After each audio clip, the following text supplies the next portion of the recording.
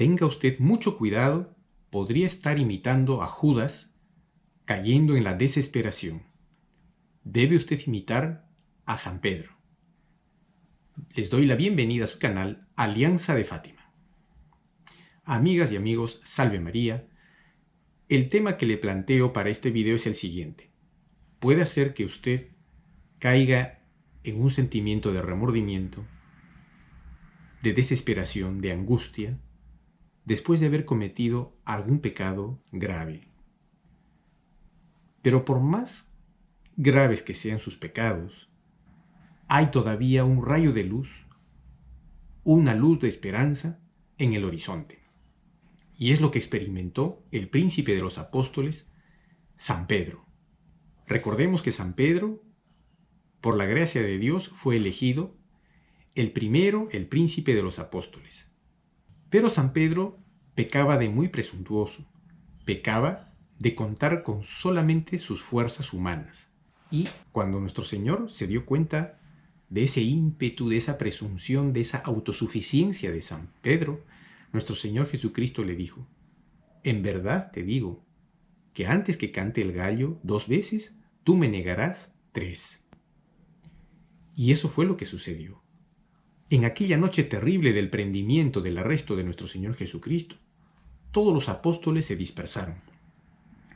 Dejaron solo a nuestro Señor Jesucristo en manos de los soldados del sumo sacerdote, que lo amarraron fuertemente como si fuera el peor de los criminales.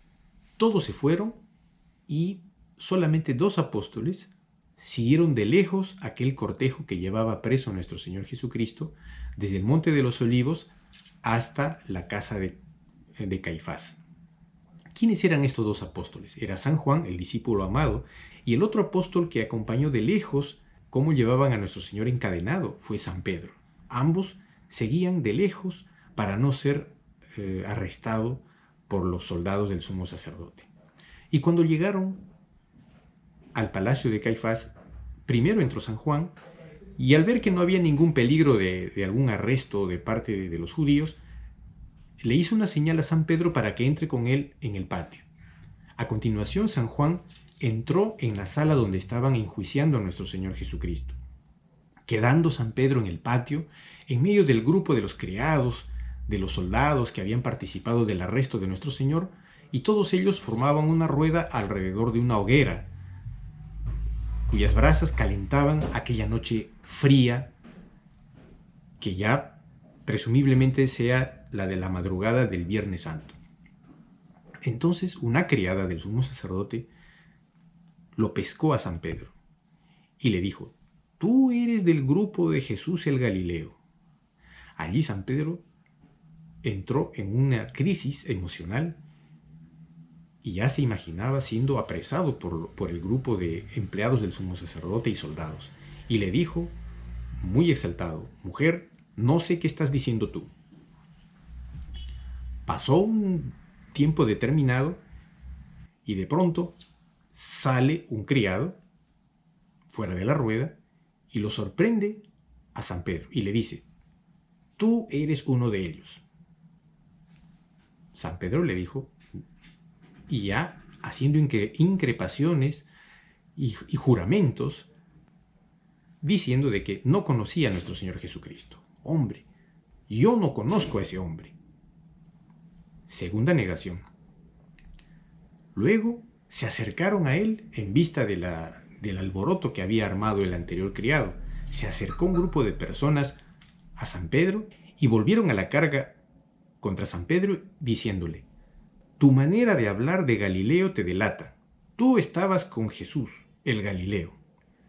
Ahí San Pedro no supo qué hacer. No sé cuántas veces pronunció una serie de maldiciones, de imprecaciones, de juramentos, y dijo: yo no conozco a ese hombre, no sé de qué me están hablando. Y en ese momento cantó el gallo.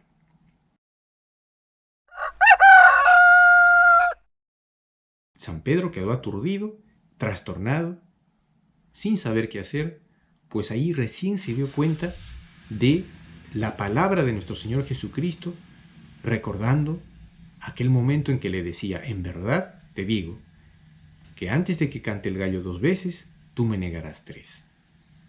San Pedro no sabía dónde poner la cara. San Pedro quedó aturdido, desolado, abrumado, atribulado por el remordimiento de haber traicionado terriblemente a nuestro Señor Jesucristo, a su divino Maestro, negando el haberlo conocido. Qué terrible, ¿verdad? Poco después se oyen tremendos gritos de la sala diciendo: la muerte, merece la muerte, y etcétera, etcétera. Sale nuestro Señor apresado, con los soldados que lo están agarrando, le están dando malos tratos, y de pronto pasa cerca de él y se produce aquel encuentro, y nuestro Señor, como era Dios, él sabía que San Pedro estaba en un estado de desolación. Nuestro Señor Jesucristo obró la curación del apóstol, la curación espiritual, en medio de esa crisis, de esa desesperación, de ese remordimiento de conciencia, de haber cometido, en mi opinión particular, el peor de todos los crímenes: la negación de haber conocido a nuestro Señor Jesucristo, el peor pecado cometido por el príncipe de los apóstoles. Entonces nuestro Señor lo miró con una bondad que superaba las 3 negaciones que hizo San Pedro de su divina persona, de la divina persona de nuestro Señor Jesucristo. Entonces, el corazón de San Pedro estalló, y esa explosión de contrición, de arrepentimiento, se tradujo en lágrimas. La Escritura dice que San Pedro salió del patio después de ver a nuestro Señor y lloró amargamente. Lloró amargamente el haber traicionado a nuestro Señor Jesucristo. Y ese llanto no lo abandonó hasta el último día. Hasta el último día en que él dio gloria a Dios, siendo crucificado con la cabeza hacia abajo. Cuenta la tradición que el apóstol San Pedro lloró tanto ese pecado, fue tan sincero su arrepentimiento, que le salieron unos surcos de entre los ojos. Y él lloró toda su vida ese pecado, pero con arrepentimiento y dolor de corazón. Hay otra tradición muy digna de crédito de que una vez que San Pedro cometió ese pecado de haber negado a nuestro Señor Jesucristo, él fue con mucho pesar, con mucha tristeza, a los pies de la Santísima Virgen, y ella lo consoló. O sea que el Inmaculado Corazón de María consoló a San Pedro, y San Pedro fue de alguna manera animado por la Santísima Virgen para que no desespere. Distinta la actitud de Judas, que él, si hubiera hecho lo mismo que San Pedro, si hubiera ido a los pies de la Santísima Virgen implorando su perdón, su gracia, su misericordia, él hubiera obtenido el perdón. Pero no fue así en el caso de Judas. Él se ahorcó y se condenó para siempre. Distinta la actitud de San Pedro, que producida la resurrección de nuestro Señor Jesucristo, él los encuentra pescando en el lago de Genezaret y les invita unos pescados que él mismo cocinó. Y terminada la comida, nuestro Señor Jesucristo le preguntó 3 veces: Simón, hijo de Jonás, ¿me amas? Y San Pedro, muy conmovido y muy lloroso, le dijo: Señor, tú lo sabes todo, tú sabes que te amo. Fueron 3 veces para restaurar la triple negación que hizo el apóstol San Pedro en aquella noche de la pasión de nuestro Señor. Y rehabilitado, ¿qué le dijo nuestro Señor? Le encomienda la misión que hoy tienen todos los sucesores de San Pedro. Nuestro Señor le dice: apacienta mis ovejas. O sea, dirige mi iglesia. Condúcela por la buena doctrina. Condúcela por los pastos de la buena doctrina, de las buenas enseñanzas, para hacer bien a mis ovejas.